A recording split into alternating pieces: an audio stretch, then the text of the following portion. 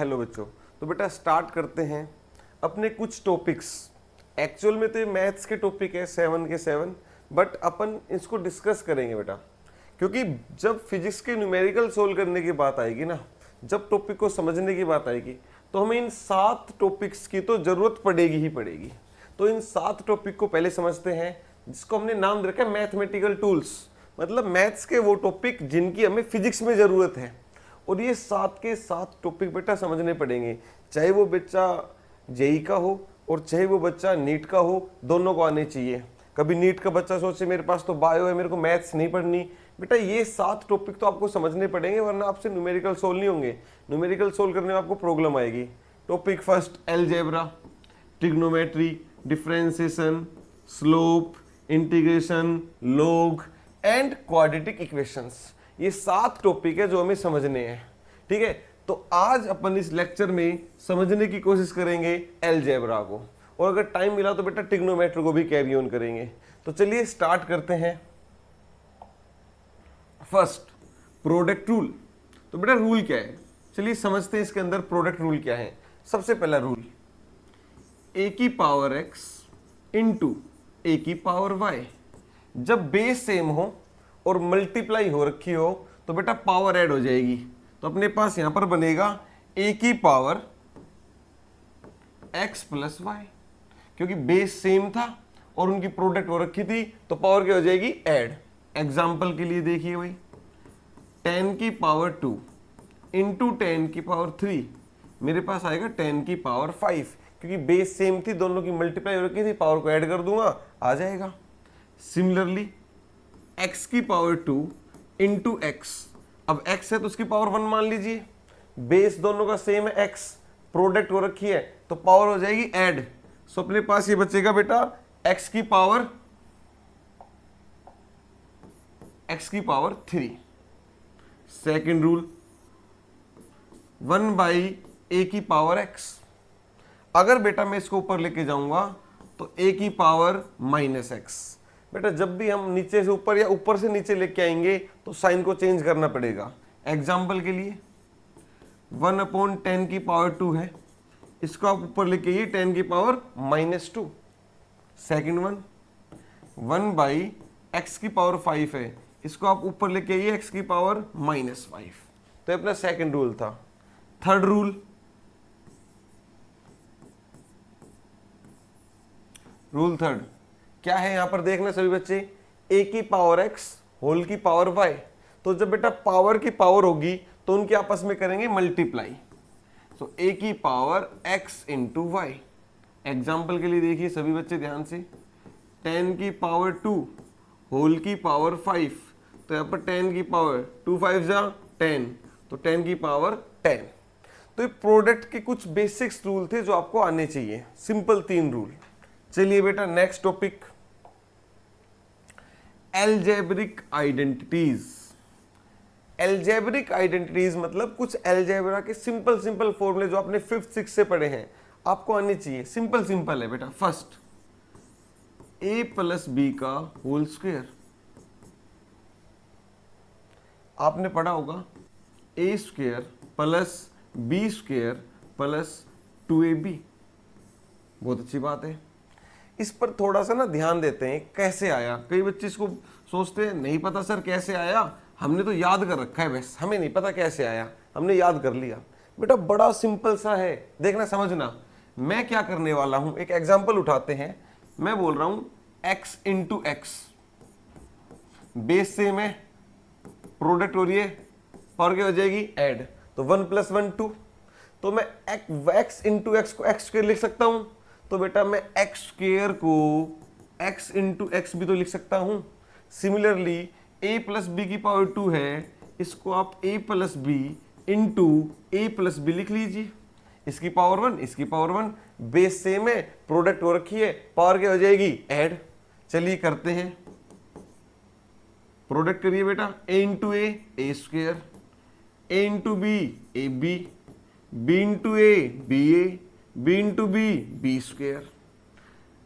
बेटा a into B और b into A दोनों इक्वल है, कैसे, 5 2 जा 10, 2 5 जा 10, तो प्रोडक्ट तो सेम ही आनी है।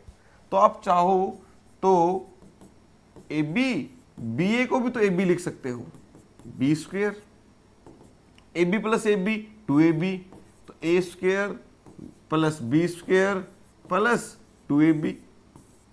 यहां से अपने पास क्या आ गया, a प्लस बी का होल स्क्वायर। ये कैसे आया, मैंने इसको थोड़ा बताने की कोशिश की। ये आपको आता है तो बहुत अच्छी बात है, नहीं आता है तो भी कोई दिक्कत नहीं है बेटा। चलिएगा next one, similarly a minus B का whole square, A square plus B square minus 2ab। फिर भी किसी को इसमें डाउट आए तो सिंपल सी बात है, a माइनस बी का होल स्क्वायर है तो लिखोगे a minus B into A minus B, जैसे इसको सोल्व किया वैसे इसको सोल्व कर लेना, सेम आंसर आ जाएगा। Third one, a minus B into A plus B, इसका क्या होगा, बड़ा सिंपल सा है बेटा, A square minus B square. कैसे आया, प्रोडक्ट कर लेना पता चल जाएगा। Fourth one, a plus B का whole cube, A cube plus B cube plus 3ab into A plus B. कभी कभी किसी को ये अलग तरीके से याद होता है, वो क्या होता है, ए क्यूब प्लस बी क्यूब। क्या करिए आप इसके अंदर मल्टीप्लाई कर दीजिए, यहाँ पर a इंटू ए स्क्वेयर हो जाएगा, तो सबसे पहले आएगा 3a स्क्वेयर बी प्लस में, जब इसके साथ करोगे तो b इंटू बी स्क्वेयर हो जाएगा, 3a इंटू बी स्क्वेयर, तो ये a प्लस बी का whole cube. Similarly a minus B का होल क्यूब क्या होगा भाई, a माइनस बी का होल क्यूब होगा a cube minus B cube minus 3ab into A minus B. इसके अगर अंदर प्रोडक्ट करेंगे तो a cube minus B cube, इसके अंदर प्रोडक्ट करो बेटा, a इंटू ए स्क्वेयर, ये माइनस का ये प्लस का, plus minus minus, so minus का 3a स्क्वेयर बी। इसके अंदर मल्टीप्लाई करिए, ये भी माइनस का और ये भी माइनस का, माइनस माइनस प्लस, तो आप इसका कर दीजिए प्लस का 3a बी स्क्वेयर। तो ये कुछ अपने पास फॉर्मूले थे बेटा जो अलजेब्रा के हमें समझने थे। Next one, root and rationalisation. Root के दो सिंपल बेसिक्स फॉर्मूले हैं जो आपको आने चाहिए। वैसे तो रूट की बहुत सारी प्रॉपर्टीज हैं, लेकिन दो बहुत जरूरी जो आपको सिंपल आनी चाहिए। First one, root A into root B, तो ये बनेगा whole root A B.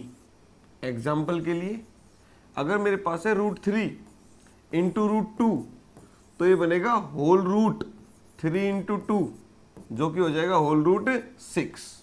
And second one अपने पास root A by root B. इसमें बच्चा सबसे पहले जो गलती करता है वो क्या है, अच्छा रूट में रूट से रूट कैंसिल कर दो, नहीं रूट से रूट कैंसिल नहीं होगा बेटा, यहाँ पे बनेगा whole root A B. Example के लिए फिर वही बात, रूट 3 बाय रूट 2, तो अपने पास बनेगा होल रूट 3/2।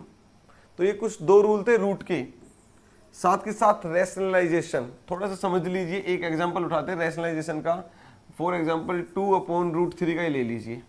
जो रूट में है वो नीचे है, अगर मैं इसको यहाँ से हटाना चाहता हूँ तो सिंपल सा जो चीज़ नीचे है उसी से मल्टीप्लाई और उसी से डिवाइड। क्यों सर, बेटा आपके पास 5 है, आप 5 को 2 से मल्टीप्लाई कर दो, 2 से डिवाइड कर दो। जब आप किसी नंबर को सेम नंबर से मल्टीप्लाई करोगे, सेम नंबर से डिवाइड करोगे, उस नंबर पे कोई फर्क पड़ने वाला नहीं है।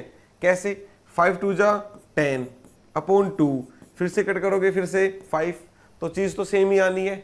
अगर चीज़ सेम आनी है तो आप किसी को सेम से मल्टीप्लाई सेम से डिवाइड करोगे, कोई फर्क पड़ने वाला नहीं है। तो देखिए हम यहाँ पर क्या करने वाले हैं, हम इसको √3 से मल्टीप्लाई एंड √3 से डिवाइड करने वाले हैं। ऊपर देखिए 2 इंटू √3 2√3, नीचे देखेंगे तो root A into root B अभी सीखा, होल रूट ए बी, 3 3 जा 9, 9 को जब आप रूट से बाहर निकालेंगे क्या बनेगा 3, सो 2/3 इंटू √3। तो ऐसे आप रेशनलाइजेशन कर सकते हैं। और रूट की ये दो प्रॉपर्टी तो आपको कम से कम याद होनी चाहिए, ठीक है। और अपने पास जो रूट है वो स्क्वायर रूट है। स्क्वायर रूट का क्या मतलब होता है बेटा, स्क्वायर रूट का मतलब होता है पावर 1/2। रूट ए है, मैं इसको लिख सकता हूं a की पावर 1/2। सिंपल सी बात है, ये भी पता होना चाहिए आपको। कई जगह क्यूब रूट मिलेगा आपको, जब क्यूब रूट मिलेगा तो उसकी पावर 1/3। चलिएगा next topic, area and volume, बेटा ये वाला होमवर्क ना मैं आपके लिए छोड़ रहा हूँ। एरिया एंड वॉल्यूम आपने 10th क्लास के अंदर डिफरेंट डिफरेंट शेप पढ़ी है, स्क्वायर, रेक्टेंगल, पिरामिड, कोन, स्फीयर, सर्कल, ठीक है, जितनी भी शेप है, स्फीयर, कोन, जितने भी आ गए, उन सभी के एरिया और वॉल्यूम के जो फॉर्मूले, रेक्टेंगल, पैरेललोग्राम, ये जब सारे टॉपिक आ गए, उन सब के आपको एरिया और वॉल्यूम खुद से प्रिपेयर करने नोट्स में प्रॉपरली, ठीक है। अभी उनको पढ़ाना तो नहीं है, बहुत इजीली है, आप आराम से पढ़ लोगे, ठीक है। इसलिए एरिया और वॉल्यूम का टॉपिक आप खुद से कवर करेंगे। चलिए तो बेटा स्टार्ट करते हैं our second topic which is called trigonometry. बात करें बेटा ट्रिग्नोमेट्री में तो सबसे पहला वर्ड है ट्रिगो। ट्रिगो का मतलब ही है एक ऐसी शेप जिसमें 3 साइड हो। बट बेटा 3 साइड में भी कंडीशन है, अगर देखें तो 3 साइड तो इसमें भी है, 3 साइड इसमें भी है, 3 साइड तो दोनों में है, लेकिन trigonometry is only applicable for right angle triangle. एक ऐसी ट्राइंगल जिसके अंदर एक एंगल 90 डिग्री का होगा। सर बचे हुए 2 एंगल, बेटा बचे हुए 2 एंगल कितने भी डिग्री के हों, अगर ये वाला 10 डिग्री का है तो कंफर्म ये वाला 80 डिग्री का होगा। अभी भी किसी के दिमाग में ये भी आ सकता है सर 10 का तो 80 का क्यों? अरे सिंपल सी बात है, ट्राइंगल की प्रॉपर्टी होती है तीनों एंगल का सम कितना होना चाहिए, 180। अगर तीनों एंगल का सम 180 करना है, ये 90 ये 10, तो इसको 80 होना पड़ेगा तभी तो 180 मिलेगा, ये 90। अगर ये वाला 30 डिग्री है तो ये वाला कितना होगा, 60 डिग्री। तो सबसे पहली बात जो आप सभी को सीखनी है, trigonometry is only applicable for right angle triangle. चलिएगा नेक्स्ट। चलो ये बात हमने सीख ली कि trigonometry is only applicable for right angle triangle. तो हमने एक ट्राइंगल बना ली, उसका नाम रख दिया हमने ए बी सी। तो इस ट्राइंगल के अंदर 3 साइड है, ए बी सी एंड ए सी। अब इसके अंदर हमें सबसे पहले ये पहचानना है बेटा कौन सी साइड परपेंडिकुलर, कौन सी साइड बेस और कौन सी साइड हाइपोटेनस। जो बच्चे देख रहे हैं तो कईयों ने दिमाग में सोचा होगा ए बी वाला परपेंडिकुलर, बी सी वाला बेस और ए सी वाला हाइपोटेनस। नहीं, ऐसा नहीं है। जब भी बात आएगी परपेंडिकुलर और बेस को पहचानने की, तो सबसे पहले आपको दिमाग में ये बात डालनी है आप किस एंगल के लिए पढ़ना चाह रहे हैं। आपके पास 2 एंगल है, तो सबसे पहले ध्यान रखना, इस बात पर जरूर ध्यान देना आप कौन से एंगल के लिए पढ़ना चाह रहे हैं। फॉर एग्जाम्पल मैं अगर इस वाले एंगल के लिए पढ़ना चाह रहा हूं तो बेटा याद करो एंगल के जो सामने वाली साइड है वो परपेंडिकुलर होगी, 90 डिग्री के सामने वाली साइड है वो हाइपोटेनस होगी, और जो बच जाएगी वो वाली साइड बेस होगी। सर अगर इस एंगल के लिए पढ़ते तो बेटा इस एंगल के सामने तो ये है ना, तो इस एंगल के लिए ये परपेंडिकुलर होती, 90 डिग्री के सामने वाली हाइपोटेनस और ये वाली बेस का काम करती। मैं आपको इसका एग्जांपल देता हूं, एक सिंपल सा एग्जांपल अगर आप देखेंगे जब तो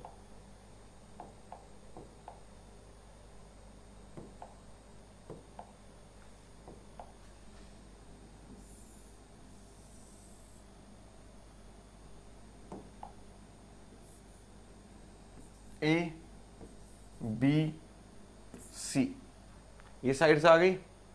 देखिए सभी, इस वाले को अपन नाम देते हैं θ1 और इस वाले को नाम देते हैं θ2। तो बेटा 2 परिवार बनेंगे, एक θ1 के लिए और एक θ2 के लिए। अगर मैं बात करूं θ1 की, तो θ1 के सामने वाली साइड, अगर मैं इसे बात पूछूं परपेंडिकुलर बताओ, बेस बताओ, हाइपोटेनस बताओ, θ2 के लिए परपेंडिकुलर, बेस एंड हाइपोटेनस। तो बेटा सिंपल सी बात है, θ1 के सामने कौन है, ए बी, तो θ1 के लिए जो परपेंडिकुलर होगा वो ए बी होगा, 90 डिग्री के सामने हाइपोटेनस तो ए सी, और जो बेस बच गया वो कौन, बी सी। लेकिन अगर मैं यहीं पर θ2 के लिए देखूं तो θ2 के सामने वाली साइड कौन है, बी सी, तो θ2 के लिए परपेंडिकुलर का काम कौन करेगा, बी सी, बेस का काम कौन करेगा, ए बी, और बेटा हाइपोटेनस का काम कौन करेगा, ए सी। तो आपने सबसे पहले सीखा था trigonometry is only applicable for right angle triangle. Second one, हमने ये बात पहचाननी सीखी कि कौन से एंगल के लिए कौन सा परपेंडिकुलर, कौन सा बेस और कौन सा हाइपोटेनस होगा। यहां तक सबको क्लियर है? तो चलिए आगे चलते हैं। तो चलिए बेटा आगे डिस्कस करते हैं ट्रिग्नोमेट्री के 6 फंक्शंस। बेटा ट्रिग्नोमेट्री के अपने पास कुछ 6 फंक्शंस है, उनको थोड़ा सा स्टडी करने की कोशिश करिएगा। अगर मैं इस वाले को नाम थीटा देता हूं तो बेटा थीटा के सामने वाली साइड परपेंडिकुलर, 90 डिग्री के सामने वाली साइड हाइपोटेनस, और जो बच गया वो अपने पास बेस। तो ये 3 साइड से जिनको हमने पहचानना सीख लिया। इनके बिहाफ पर ट्रिग्नोमेट्री के 6 फंक्शंस बनाए गए। First one sine theta. क्या होता है साइन थीटा? बेटा हमने रेशियो निकाला परपेंडिकुलर वाली साइड का हाइपोटेनस वाली साइड के साथ, और जब हम रेशियो निकालेंगे परपेंडिकुलर वाली साइड का हाइपोटेनस वाले के साथ, जो रेशियो आएगा वो रेशियो ही हमने बोला साइन थीटा। ये फर्स्ट फंक्शन है। हमने सेकंड फंक्शन देखा cos theta. This is equal to the ratio of base to the hypotenuse. जब आप बेस का रेशियो निकालोगे हाइपोटेनस के साथ, उस रेशियो को हमने नाम दिया cos theta. And third one tan theta. This is equal to the ratio of perpendicular to the base.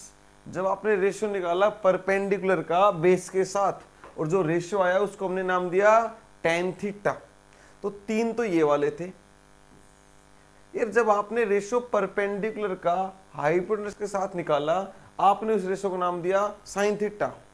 अब कोई बच्चा बोले सर मेरे को तो रेशियो हाइपोटेनस का परपेंडिकुलर के साथ निकालना है, तो कोई दिक्कत नहीं है, अभी 3 बच रहे हैं ना, तो है cosec theta. This is equal to the ratio of hypotenuse to the perpendicular. Next one secant theta. This is equal to the ratio of hypotenuse to the base. और sixth one cot theta. This is equal to the ratio of base to the perpendicular. मतलब मैं बोल सकता हूं sign वाले का reciprocal cosecant theta, कोस वाले का रेसिप्रोकल सीकेंट थीटा, और tan थीटा का रेसिप्रोकल कोट थीटा। तो ये अपने पास कुल मिलाकर 6, ये टोटल 6 ट्रिग्नोमेट्रिक फंक्शन है जो आपको समझ में आने चाहिए। बेटा इनके अलावा आप किसी भी साइड का रेशियो निकाल लो। बोलो सर मैं देखता हूं कोई नई साइड, निकाल लो। बेस का रेशियो हाइपोटेनस के साथ, तो जब बेस का रेशियो हाइपोटेनस निकाला तो हमने उसको नाम दिया था क्या? Cos theta. कोई भी 2 साइड, सर हाइपोटेनस का परपेंडिकुलर के साथ, हाइपोटेनस का परपेंडिकुलर के साथ कोसिकेंट थीटा। इन 6 फंक्शन के अलावा 7वां फंक्शन बनेगा ही नहीं। तो अपने पास ट्रिग्नोमेट्री के 6 फंक्शन है जिनको हमें समझना है। नेक्स्ट, इन 6 के बिहाफ पे कुछ फॉर्मूलेज हैं, उनको समझने की कोशिश करते हैं। फॉर्मूला बोल लो, प्रॉपर्टी बोल लो, जो आपका मन करे। सबसे पहला आपने 10th में बहुत याद किया होगा, tan theta is equal to sine theta by cos theta. ये आपने पढ़ा था 10th में अच्छे से। अब इसको समझने की कोशिश और करिएगा बेटा, समझना है क्या है। देखिएगा सभी बच्चे, अगर मैं बात करूं ये इसके इक्वल क्यों आया, तो आप देखिएगा बेटा, यहां से आप उठाइएगा right hand side, sine theta by cos theta. What is sine theta? Sine theta equal to the ratio of perpendicular to the hypotenuse. What is cos theta? Ratio of base to the hypotenuse. Cancel, क्या बचेगा? P by B.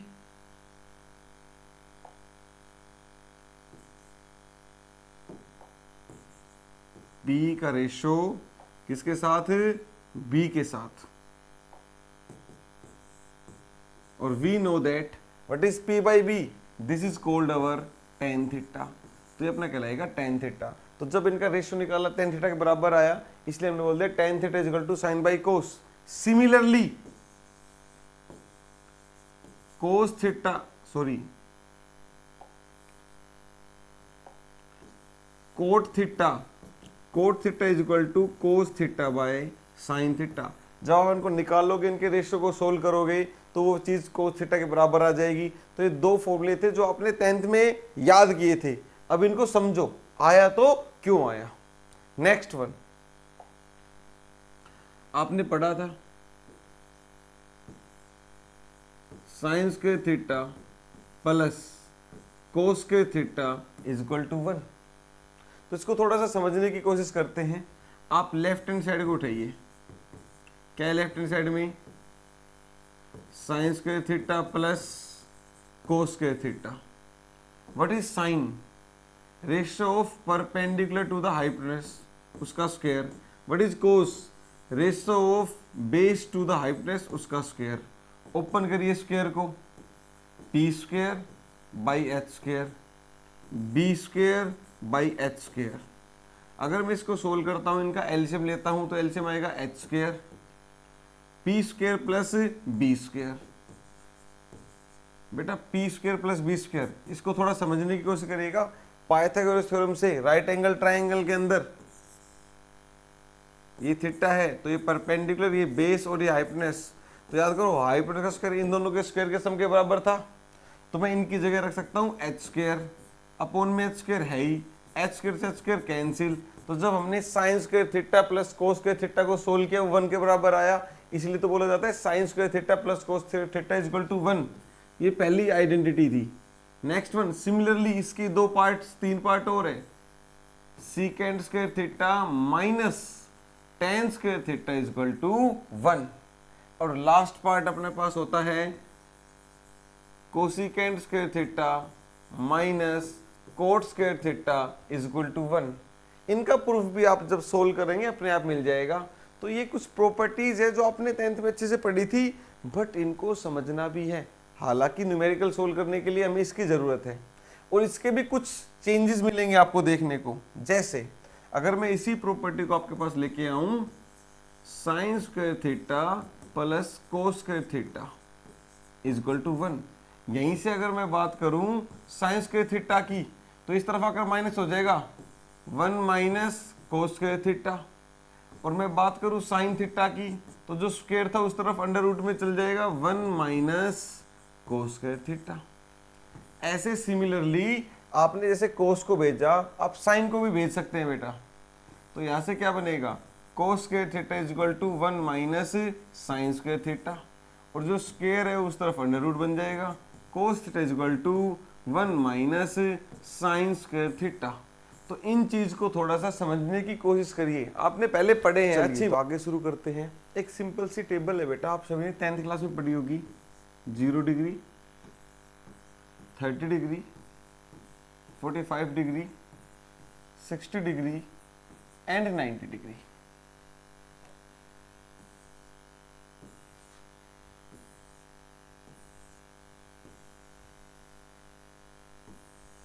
देखिएगा सभी ध्यान से। सबसे पहले बात करते हैं हम साइन थीटा के लिए।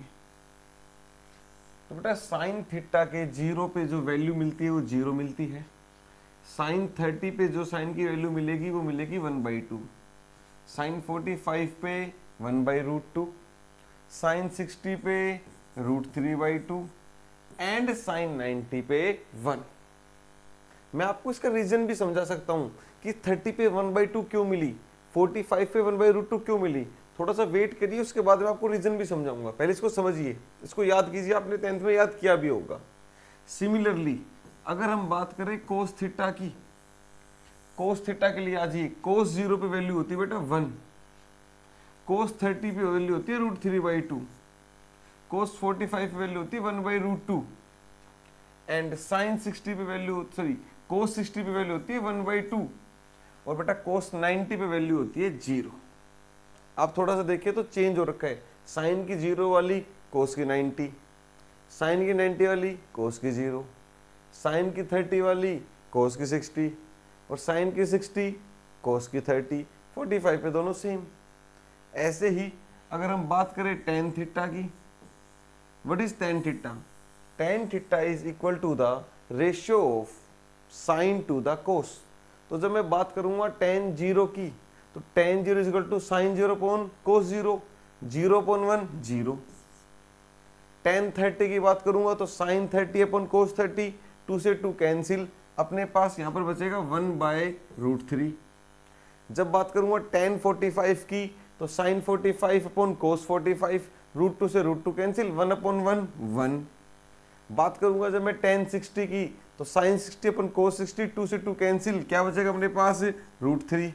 और जब मैं बात करूंगा tan 90 की, तो tan 90 बनेगा 1/0, जिसको मैथमेटिक्स में बोला जाता है नॉट डिफाइंड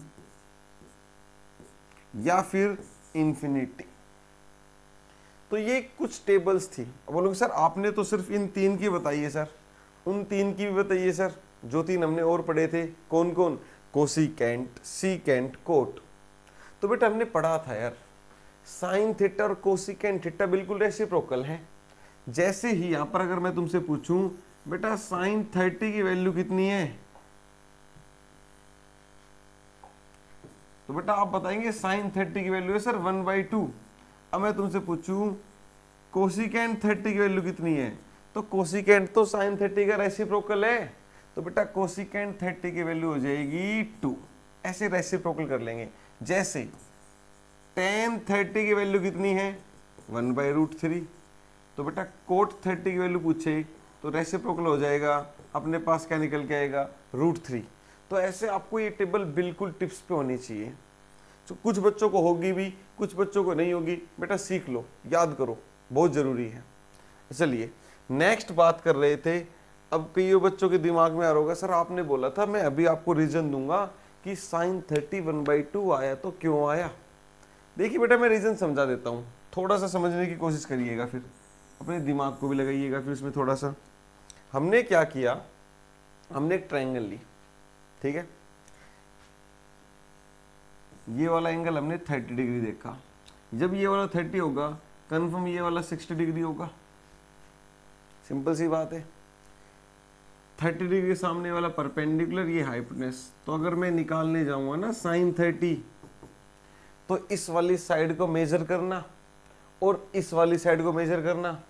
जब इन साइड का रेशियो निकालोगे वो रेशियो 1/2 के बराबर आएगा। अब कई बच्चे बोलेंगे सर रेशियो समझ में नहीं आया, बेटा अभी समझाता हूँ।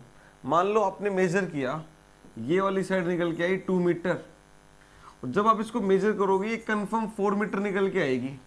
और जब आप 2 मीटर 4 मीटर को डिवाइड करोगे तो 1/2 आएगा, नहीं आएगा। कोई बोले सर इतनी बड़ी साइड ली है, यहाँ से देखूँ तो मान लो ये जब आपने ये वाली साइड ली, तो बेटा अब जब ये वाली साइड लोगे तो फिर हाइपोटेनस भी तो यही होगा। और इस वाले के लिए आ जाइए, आपने इसको मेजर किया, मान लो ये वाली साइड मिली आपको 1.5 मीटर। जब आप इस वाले हाइपोटेनस को मेजर करोगे ये भी तो छोटा हो जाएगा, ये मिला 3 मीटर। इनका रेशियो निकालो फिर से 1.5/3, जैसे सोल्व करोगे फिर से 1/2।